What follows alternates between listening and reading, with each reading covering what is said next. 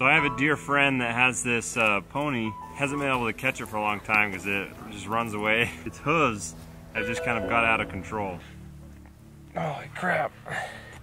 That's hard.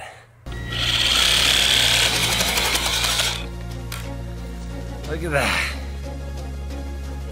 We hired a farrier to come out, and he's coming out today to trim up this horse's hooves. Because I'm trying to make sure I don't go too deep. Wow, look at that. Dead lifeline from the founder. And he still needs to be set back, getting rid of curl, getting him down to where he's manageable, and getting the right shape. Now it's a matter of getting the angles right.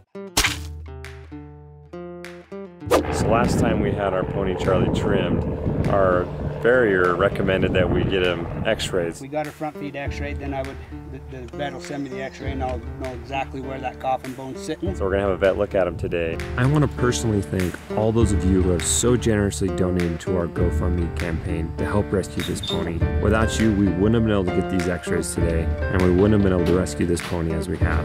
Hey Charlie. Hey. He's got a lot of foot to work with, so that's good. This is gonna pinch. He's real sore when I squeeze right there.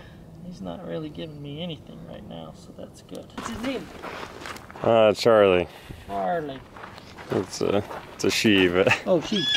But, you'll edit that out, right? Yeah. So you're just testing for soreness? Yeah, so if they've got a lot of founder inflammation in the foot, you're just kind of cranking on that and squeezing it. They'll tell you, ow, ow, that hurts. And he's not telling me he's hurting too much, and he's not moving like he hurts too much, so that's good. Well, let's take him inside here and take a couple angles on those. Come on. So we'll stand him up on these blocks with both of his front feet here. Okay. And we're going to kind of just shoot across the side, and we want to see the angle of the bone. Charlie, your first x-ray. How do you feel? Alright, we're ready to do this. Got my radiation jacket on.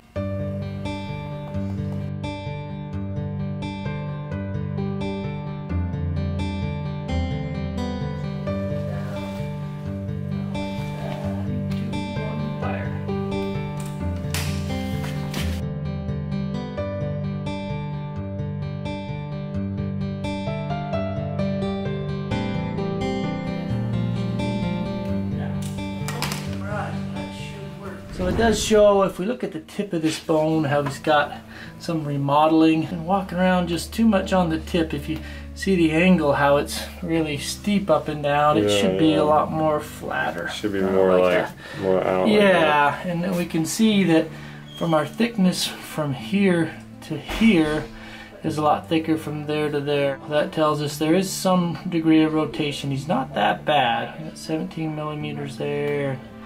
There, as we're starting to get this, we're out to 23 there. On these digital x-rays, you can actually see this black line going along there. That's our lamina and stuff. You can see how it's got this big knot going in front of, and so the bone is remodeling at the tip, and see how it's kind of all rough. Like remodeling, just... Well, the bone adjusts to the pressure that's put to it, and so we're getting too much pressure putting on this, and so it's starting to flatten out and get this kind of bone spur and stuff up here. Okay. And so we need to change this angle, and as we go out a little bit as well, you can just see the angle of the bones don't line up. Ideally, the pastern and this middle bone and the surface of this bone almost go in a parallel line with each other. You can see how they line up. We get down here and all of a sudden it turns and goes straight down. So we need to take a lot of heel off, and by doing that and rotating that foot down, we can get this bone in more alignment. And then he's not walking on his tip so much, so he's walking on more of the bottom. There should be maybe 5 degrees of rotation of that bone on the bottom here. As far as, I mean, this bone shouldn't be flat, it should be rotated a little bit, but it shouldn't be, he's kind of doing this now, and he needs to be walking a little more on the bottom there. That's the left foot, which to me that's his worst of the 2 feet, clinically, looking at him, and only about less than 15 there and 18 there, and the other one was kind of like 17 and 22, so less rotation in this one. He's still getting some remodeling. The tip of that bone should be a nice sharp point like that. The tricky thing is we can't drop them down too much or we can cause some problems, because, and you can kind of back up and see that on this. See these tendons that run down the back side of this leg there? You can actually pick up a tendon there, and it comes down and attaches to this bone here. Well, if we take a bunch of heel off all at once, all that does is they're not able to put weight on this, and it puts a bunch of weight on those tendons, and right. his heel will still kind of be in the air. He won't even be walking on it. So we need to do it slow so that those tendons can kind of slowly relax and let that bone come down. So I would say take a little heel off maybe every 3-4 weeks. We'll definitely want to send these over to your horseshoer, and then he can kind of look at the bone and know how much it is to take off.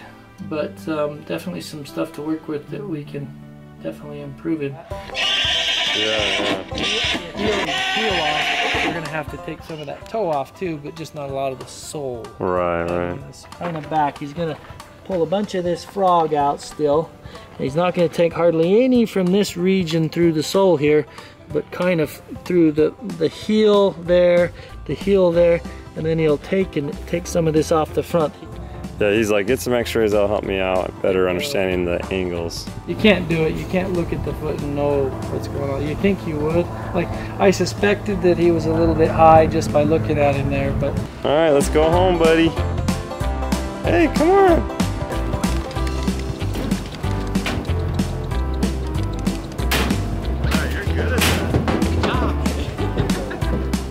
Well, we got the x-rays and we saw how the rotation needs to change, so I think this will really help the farrier. Ready to go home, Charlie? All right, this is the first time Charlie's been in a horse trailer in 10 years, so I had a bit of a struggle getting her in, but we had some help.